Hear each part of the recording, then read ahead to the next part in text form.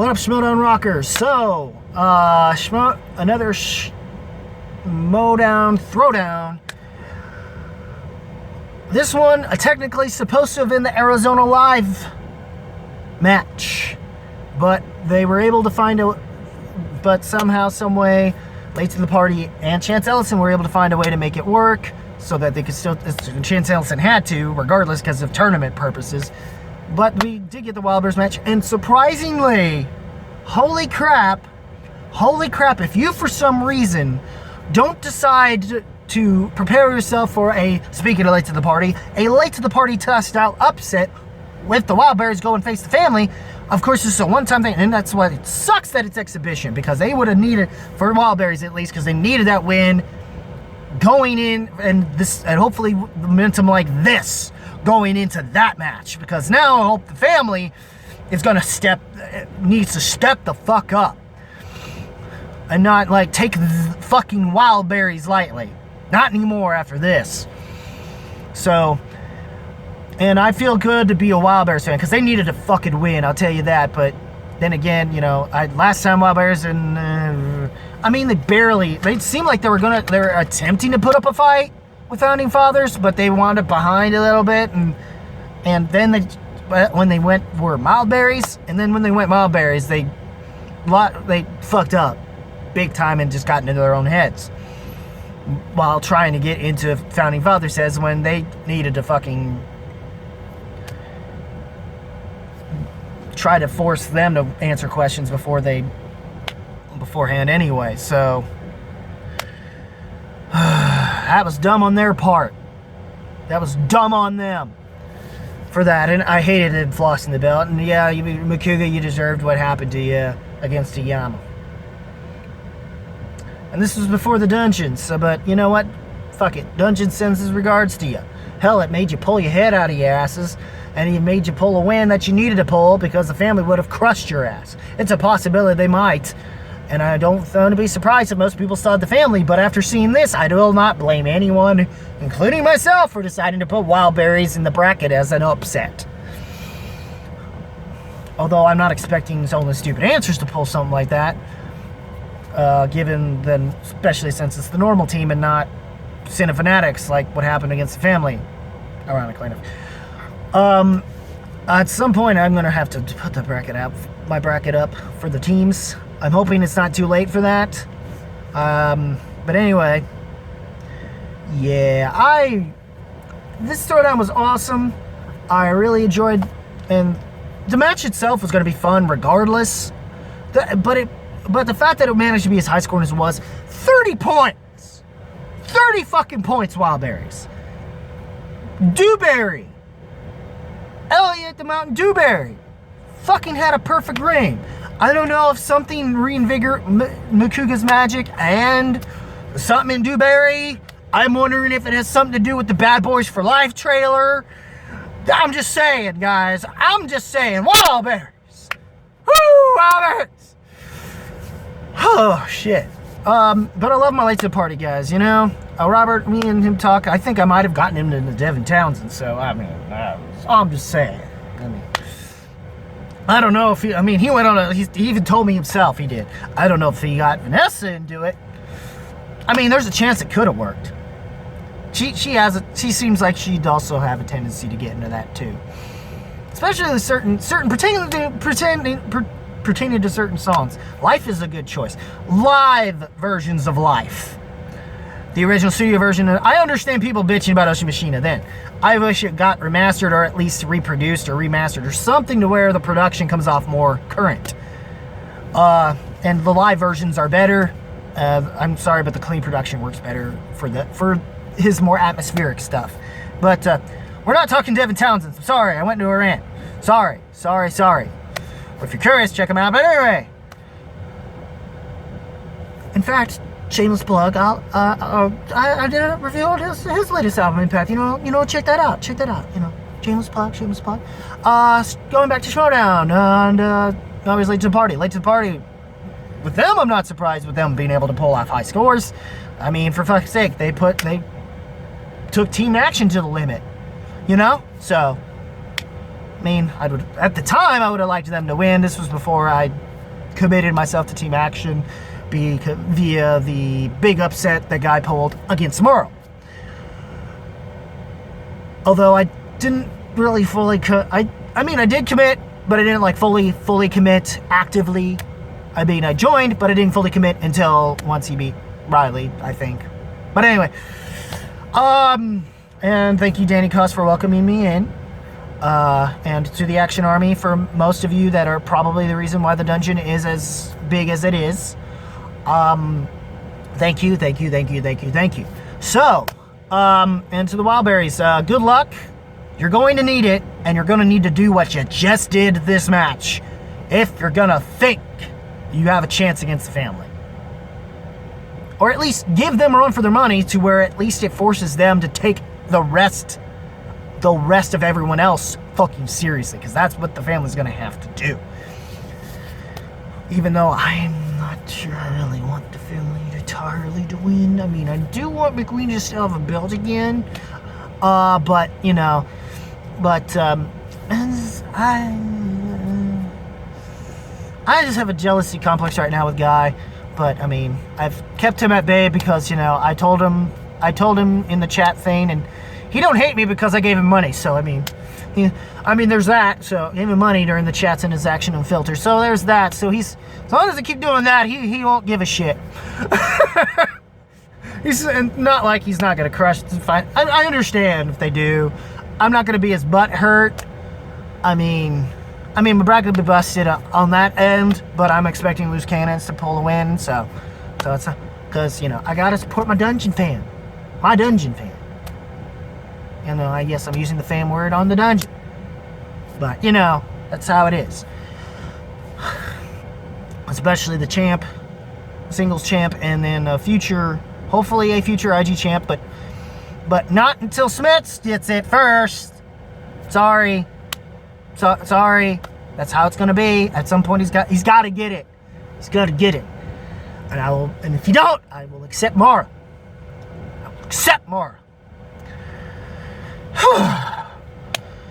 All right. If I have to, I guess. Let's see. That was interesting. And that perfect round, even though round 2 didn't go over, the fact they won even off of having opponent's choice is enough of a miracle in of itself. So, I'm just late to the party. It just didn't work. Even though I did love their costume choices. I love Scotch. Scotch is good. Scotch. I might do that as a thumbnail. I'm still debating on my thumbnail this week because I don't know the one I want to do normally, just so it makes sense what I'm talking about. I can't do, or at least not with the way I have to upload a thumbnail anyway. So, excuse me. It's like Ola English channel. We have belches here. So, because we're that random. So, I just wish I could give you the Urkiana of time opening the treasure chest thing. But anyway, the follow-up of that is finally a round 1 match. We were expecting this to be pretty high scoring and pretty neck and neck. And that, my friend, hell, it went to the last question Wildberries match. It's unfortunate for late to the party though, but they left every JT rule on the table if they had to.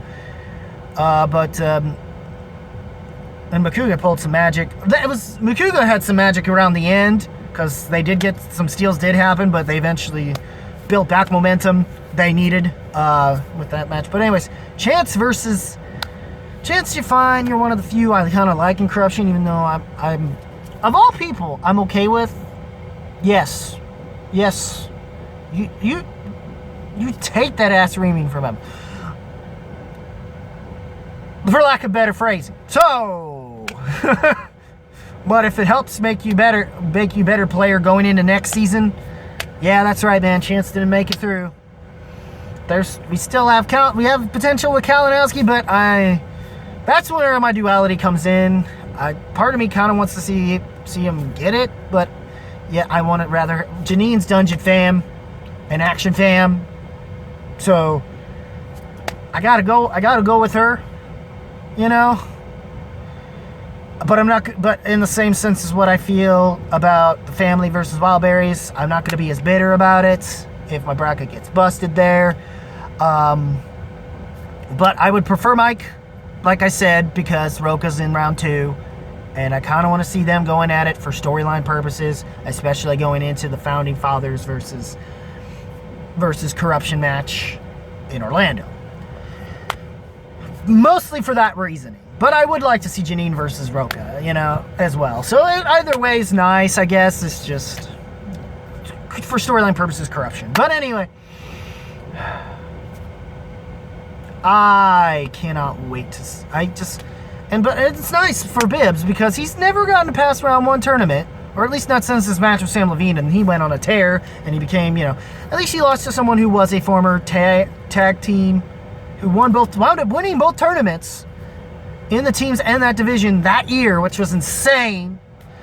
Insane, and at least managing to get, well, because Christian just was off his game that day, and all that bullshit. So anyway, past that, and it was nice, and plus Bibbs' entrance, that was fucking hilarious.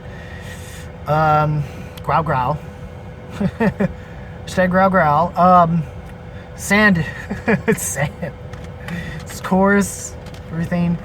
It's not like here. Everything's smooth. So where was I? It's just I forgot I think it's the Love Actually sort of ending thing with it was great. I mean, it just fits Bibbs for him to be now being a face. It just works for him with this way. I kind of hope he does the fact we're getting him and Ethan Irwin for round 2 is going to be amazing. Amazing. No question about it. Alright. Exciting stuff going into this. I think the next match, and I'm probably going to be watching this while I'm uploading this, since I'm a patron, I get to apparently see what is the next match in round 1 of the singles tournament, which is apparently Ben Bateman versus Liz Shannon Miller. I would personally, if I had a bracket, I would have went with Bateman. So I could see Bateman versus Preston. Because I did have Preston. I did expect him to kind of pull that win, honestly. I understood people who would pick Lon because of what happened last time, but at the same time, if you've seen that, Matt, you would probably be smart and pick that, because he's picked himself up, and he beat himself more so in that match. So, and Lon just got lucky, and it seemed like he's just a mid-tier player who just finally seemed like his luck turned around, but the fact that Preston just didn't have any quit in him, and I don't blame him. It seems stupid to have Del Rio win and him not be in it. Fuck you. Yeah, let Preston win. It's just let Preston have it. Jesus. So, which was glad, and he beat him, and I like Preston. He's cool. I understand Doman and his issues for personal reasons, but from D2A and fellow Dungeon Head, what up? What up, Dungeon fam there? So, yeah, I'm glad for Bibbs. It'd be hilarious if somehow we do wind up somehow, some way getting Bibbiani versus the kid, and it's just, it'd be hilarious. If Brandon Meyer does win, that all depends on if Stacy pulls another upset. But I don't expect it this time. I expect that somehow Meyer might pull a Cushing and take her and wind up taking her out in round 2. I doubt it. Not so much to the point of a knockout, maybe a TKO, but we shall see. I'm not going to completely doubt Stacy on that one. So, but yeah. So yeah, it's that. And then I think we're supposed to have a throwdown match between Brandon Meyer and that. And then, of course, we're going to get the finale. Whatever the finals match is going to be for the singles tournament is going to be the undercard going, and also a 5-round match going into Orlando. So basically, whoever makes it to the finals is going to Orlando, regardless. So, but overall, I enjoyed. Even the interviews were nice, and plus the little cutscenes we've been getting, teasing the nuke, which we're not going to find out what the nuke actually is up until the Janine versus Kalinowski 2 matchup in round 1 tournament, which I guess is the final round 1 match, I think. Yeah, I think so. Which means I guess we're gonna get that Thursday. I don't know. And I guess that's gonna wind up on a Friday. I guess. We'll see. We'll see. Teams. We'll talk a little more teams later, I guess. Eventually, I'll get my bracket up, and I'll talk about that later. Overall, this was enjoyable. I felt the match wound up even better than better than what we got out of Rachel versus Rachel Silverstream versus John Roca, which was really tight into the wire, and this one was about the same as well. To where it basically down the last question, and for some reason these past couple matches, including that one IG 4-way match, Chance just has a hard time with that 5-pointer. He just can't close the fucking deal. And eventually he's going to do it. He's eventually going to, at least it seems him and just the way corruption is, they're better as teams. But it seems their luck may just run out. I mean, I almost hope for Mike to at least be able to get that singles belt at some point. You know, partially. Even though I may, I love Brennan or Bibbs or. At this point, I kind of don't. Depending on how things go, I kind of don't care. As long as we get some really solid matches. So, and we've been getting some pretty solid matches in this singles tournament for 3-rounders, you know. So, and that's it, guys. I guess. What are your thoughts on the throwdown on this Schmoedown throwdown matchups? Apparently, the way things wound up turning out, it worked out for them to just release the live stream version. There were some complications, and it just worked out better that way anyway, because they still had, were able to clip in the Robert Burnett teasing the nuke thing. I'm still kind of pissed with the whole Lou thing, because the whole thing with him calling Kaiser Lou, like, shut the fuck up. Anyway. But whenever that nuke drops, oh boy, I may have some choice words. The way they're starting to talk about, and it's possible there's going to be a massive rule change, and the game's just going to completely change altogether, or something's going to happen in the teams tournament and it's going to result in some faction fuck ups. Like it's going to be like what Anarchy was, but it's going to be faction shit, and that's a possibility. That's what's going to happen. I mean, we gotta now see it coming because Anarchy had happened last year, and and that fucked us all up. And now we're waiting for that nuke to be the next level fuck up thing to fuck us all up, going into whatever we're trying to go into. It's possible it may fuck us up in the teams. Oh God. But hopefully Christian did some finagling with it to make it look less in favor of the family, which is probably what he'll do, which is going to be hysterical. Because it seems things aren't going well with Robert Burnett since afterwards, because now he's not running the tournament anymore. A lot of what he had initially planned went to shit, and the only thing that he has left is hoping that whatever changes he made aren't the changes that he needed to put in his favor. Because that nuke is going to blow, it's going to be his legacy cementer for sure. So we'll see what happens, or at least in terms of storyline. But we'll see what happens. What did you guys think of the matches? Leave a comment below. Let me know. Link to my Facebook page in the description. Like and follow me there. Also, before you do that, at least like this video and hit that subscribe button. While you're at it, click that notification bell so you can be notified about my next vids and all this stuff. And then, as always, guys, keep it random, keep it real, keep it rocking. If you smell what the movie trivia Schmoedown and Schmoedown Rocks is cooking.